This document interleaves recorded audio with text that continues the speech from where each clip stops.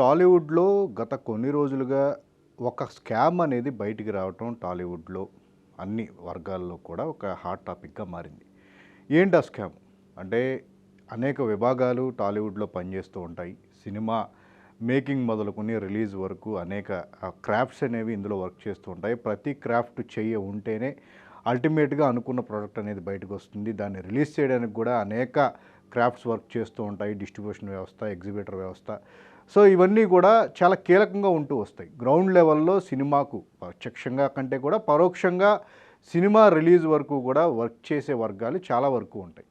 అయితే తాజాగా ఈ సినిమాకు ప్రధానంగా సంక్రాంతికి విడుదలైన 'గుంటూరు కారం' సినిమాకు సంబంధించి ఈ సినిమా విషయంలో ఏదో ఒక కుట్ర కోణం దాగుంది.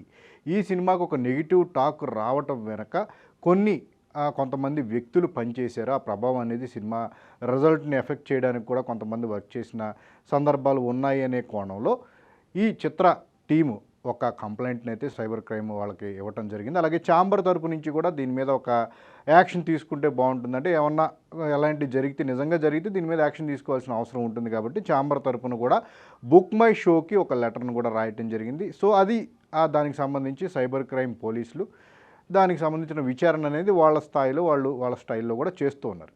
అయితే తాజాగా ఈ సినిమాలకు సంబంధించి ఈ డిస్ట్రిబ్యూషన్ వ్యవస్థతో కొన్ని ఈ సినిమా కలెక్షన్స్‌ను ట్రాక్ చేసే వెబ్‌సైట్లు అందరూ కూడా కలిసి ఈ కలెక్షన్స్‌ను కొంచెం అంటే తక్కువ వచ్చిన దానికంటే కూడా తక్కువగా ఈ సినిమా వసూలు చేసిందనే కోణంలో కాస్త దీన్ని ఒక కుట్రలాగా కూడా దీన్ని కూడా వ్యవహరిస్తూ కూడా వాళ్ళందరూ తీసుకొస్తున్నారు. కొద్ది కాలంగా కూడా ఈ వ్యవస్థ అనేది ఈ ఫేక్ కలెక్షన్స్ వ్యవస్థ అనేది ఎక్కువగా ఇండస్ట్రీలో నడుస్తూ ఉంది.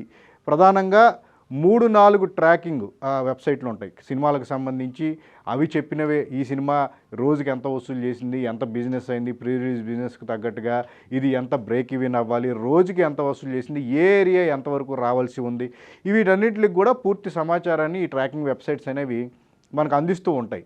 అయితే ఇప్పుడు ఈ కలెక్షన్స్‌కి సంబంధించి ఈ సమాచారాన్ని అందజేసే ఈ వెబ్‌సైట్లన్నీ కూడా ఏపీకి సంబంధించి, తెలంగాణకు సంబంధించి ఏపీలో ఒక 4 డిస్ట్రిబ్యూటర్స్‌తో చేయగలిపినట్టుగా, అలాగే తెలంగాణకు సంబంధించి నైజాం ఏరియాకి సంబంధించి ఒక ప్రముఖంగా ఉన్న 2 డిస్ట్రిబ్యూటర్లతో చేతులు కలిపి వీటికి సంబంధించి డిస్ట్రిబ్యూటర్లు ఏది చెప్తే అది ఈ కలెక్షన్స్‌ను ప్రొజెక్ట్ చేస్తూ కూడా అదే ఒరిజినల్ కలెక్షన్స్ అన్నట్టుగా కూడా వాటన్నిటిలో కూడా ప్రచారం చేస్తూ ఉన్నాయి. అయితే దీని వెనకాల అంటే వాళ్ళు చెప్పింది చేస్తున్నారు, ఇందులో కుట్ర కోణం ఏంది అని చెప్పేసి అనుకుంటే కనుక వసూలు చేసిన దానికంటే తక్కువ అమౌంట్ను కోట్ చేస్తూ కూడా ఎంత వసూలు చేసింది.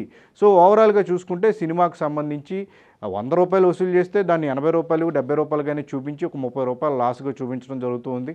దీనివల్ల ఏంటంటే బ్రేక్ ఈవెన్ అయిన సినిమాకు కూడా బ్రేక్ ఈవెన్ అవ్వనట్టుగా, ఫలితంగా ఏంటంటే డిస్ట్రిబ్యూటర్లు నిర్మాతలకు ఇవ్వాల్సిన అమౌంట్లో కోత పెట్టేటట్టుగా కూడా ఈ టోటల్గా తమకు అనుకూలంగా ఈ వెబ్‌సైట్స్‌ని వాడుకుని కొంతమంది డిస్ట్రిబ్యూటర్లు ఈ రకమైన స్కామ్‌కు తెరలేపారు అన్నట్టుగా కూడా ప్రధానంగా ఈ వార్త అంతా కూడా ఇప్పుడు ప్రముఖంగా ఇండస్ట్రీలో వినిపిస్తుంది. నిజానికి మనం గత 2, 3 ఏళ్లుగా కరోనా తర్వాత పరిస్థితులను చూసుకుంటే కనుక సినిమాలు చూసేందుకు కూడా ఆడియన్స్ చాలా తక్కువ మంది థియేటర్లకు వస్తున్నారు. వచ్చినా సరే మంచి టాక్ వచ్చి రివ్యూస్, రేటింగ్స్ పడ్డా కూడా కొంతకాలం వరకు కూడా సినిమాలను చూసేందుకు కూడా ఎవరు ఆడియన్స్ ఇష్టపడని దాఖలాలు మనం చూస్తూ వచ్చాం. చాలామంది ఒక 3.5 రేటింగ్ వచ్చిన సినిమాలకు కూడా థియేటర్లకు వచ్చి జనాలు చూడలేదు. అప్పుడు ఓటీటీ ఎఫెక్ట్ అనుకున్నారు.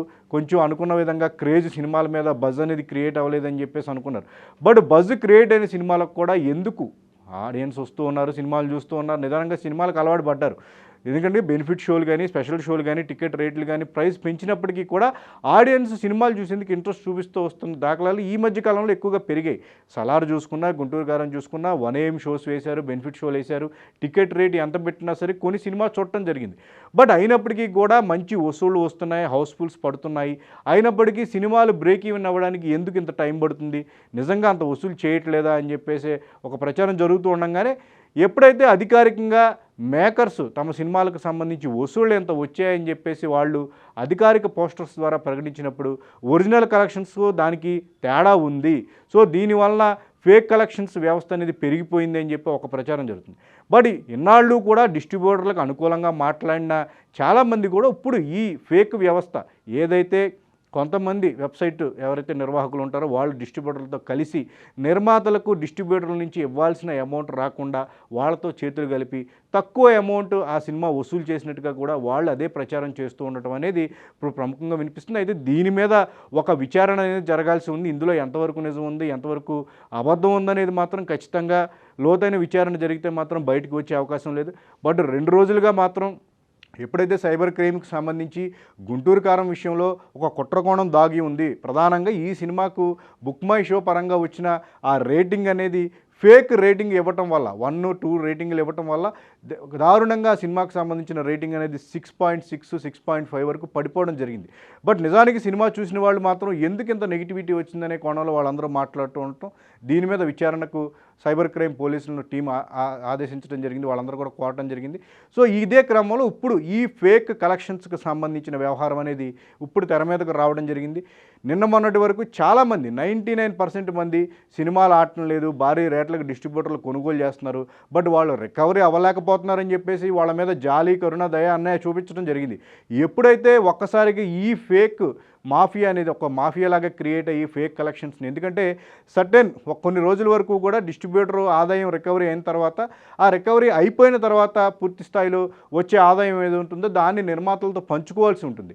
సో దాన్ని నిర్మాతలతో పంచుకోవడానికి ఇష్టపడని పలువురు డిస్ట్రిబ్యూటర్లు ఎవరైతే ఉన్నారో ఈ వెబ్సైట్లతో కలిసి, ఈ ట్రాకింగ్ వెబ్సైట్లు ఏవైతాయో వాళ్ళతో కలిసి తక్కువ కలెక్షన్స్ వచ్చినట్టుగా కూడా కొన్ని ఏరియాలు, హిట్ అయిన సినిమాలకు కూడా కొన్ని ఏరియాలు బ్రేక్ ఈవెన్ అవ్వనట్టుగా కూడా ఈ ప్రచారం సాగుతూ ఉండటం, ఫలితంగా దీనివల్ల ఏంటంటే అప్పటికప్పుడు డిస్ట్రిబ్యూటర్లకు సేఫ్ అవుతున్నప్పటికీ కూడా ఈ తర్వాత రాబోయే నిర్మాతలు తర్వాత నిర్మించబోయే సినిమాలకు తక్కువ, మేము లాస్ అయ్యాం కాబట్టి మీరు తక్కువకే మాకు ఈ సినిమా రైట్స్ ఇస్తే బాగుంటుందని చెప్పేసి అడగటం. సో బిజినెస్ అంతా కూడా వాళ్ళకి అనుకూలంగా మలుచుకునే ప్రయత్నాలు కొంతమంది పంపిణీదారులు, అందరూ కాదు, లాస్ అయ్యేవాళ్ళు లాస్ అవుతూనే ఉన్నారు ఇప్పటికీ. బట్ ఇలాంటి ఒక ఫేక్ మాఫియాను వ్యవస్థను చేతిలో పెట్టుకుని ఈ వ్యాపారాన్ని తమ ఇష్టం వచ్చినట్టుగా కూడా వినియోగించుకోవడం అనేది కొంతమేర జరుగుతుందని చెప్పేసి అనుమానం అనేది ఇప్పుడు చాలామందికి ఇండస్ట్రీలో కలుగుతున్న నేపథ్యంలో సో ఇది ఎక్కడితో ఆగదు. కేవలం నిర్మాత పంపిణీదారుడే కాదు, పలానా హీరో సినిమా ఎంత హిట్ అయినా సరే రికవరీ అవ్వలేదంటే ఖచ్చితంగా అది హీరో మార్కెట్ మీద కూడా ప్రభావం చూపుతూ ఉంటుంది. సో ఒరిజినల్గా ఉన్నది ఉన్నట్టు ఉంటే కనుక ఎవరి సత్తా ఏంటనేది తెలిసిపోతుంది. గతంలో మనం మాట్లాడుకునే వాళ్ళం, సినిమాకు అనుకున్న, అంటే ఒక హీరోకి అనుకున్న బిజినెస్ 10 కోట్లు ఉంటే కనుక ఆయన సినిమా 20 కోట్లు వసూలు చేసినట్టుగా కూడా ఈ కావాలని కొంతమంది ఫ్యాన్స్ కోసం కొంతమంది వేయాల్సి వచ్చేది, ఎక్కువ వేయాల్సి వచ్చేది అని చెప్పేసి ఎక్కువగా వినిపిస్తుండేది. ఇప్పటికీ ఆ ప్రచారం జరుగుతూ ఉంది. బట్ ఇది ఇప్పుడు మొత్తం నాణ్యానికి మరోవైపు అన్నట్టుగా కూడా కొంతమంది పంపిణీదారులు ఈ రకంగా ట్రాకింగ్ వెబ్సైట్లను లైన్లో పెట్టుకుని వాళ్ళని తమ అదుపులో ఉంచుకుని ఈ రకంగా నిర్మాతలకు రావాల్సిన అమౌంట్కు గండి కొట్టే విధంగా కూడా చర్యలకు పాల్పడుతూ ఉన్నది నిజానికి హీరోల మార్కెట్ని కూడా దెబ్బతీసే ప్రయత్నంగా చెప్పుకోవచ్చు. బట్ దీన్ని ఇంటర్నల్గా నడుస్తున్న ఈ వ్యవహారం తెర మీదకు వచ్చి సో దీని వెనక ఎవరున్నారు ఏంటనేది మాత్రం ఖచ్చితంగా విచారణ జరిగి అసలైన దోషులు ఎవరు ఉంటారో వాళ్ళందరికీ కూడా తగిన శిక్ష పడాల్సిన అవసరం ఉంది. అసలు ఇలాంటి ఒక ప్రచారాలు, రకరకాల ప్రచారాలు జరుగుతూ ఉన్నాయి. గుంటూరు కారం విషయంలో ప్రధానంగా టాక్తోనే కాదు, కలెక్షన్ల విషయంలో కూడా కొన్ని వెబ్సైట్లు ఇప్పటికీ కూడా అంత వసూలు చేయలేదని చెప్పే ప్రచారాన్ని విపరీతంగా చేస్తున్న క్రమంలో నిజంగా పంపిణీదారులు ఇలాంటి కొన్ని వెబ్సైట్లతో, ట్రాకింగ్ వెబ్సైట్లు ఏముంటాయో వాటితో కలిసి ఇలాంటి దోపిడీకి పాల్పడుతూ ఉంటే కనుక, నిర్మాతలకు రావాల్సిన అమౌంట్కి పాల్పడితే కనుక ఖచ్చితంగా ఇది శిక్షార్హమైన కేసులన్నీ కూడా వాళ్ళ మీద పెట్టి శిక్షించాల్సిన అవసరం ఉంది. మరి చూడాలి ఈ విషయం మీద ఫిలిం ఛాంబర్ నుంచి కానీ నిర్మాతల నుంచి కానీ ఎలాంటి స్టెప్ అనేది ఫర్దర్గా పడుతుంది అనేది మాత్రం మనం కొద్ది రోజులు వెయిట్ చేస్తే క్లారిటీ వచ్చే అవకాశం ఉంది.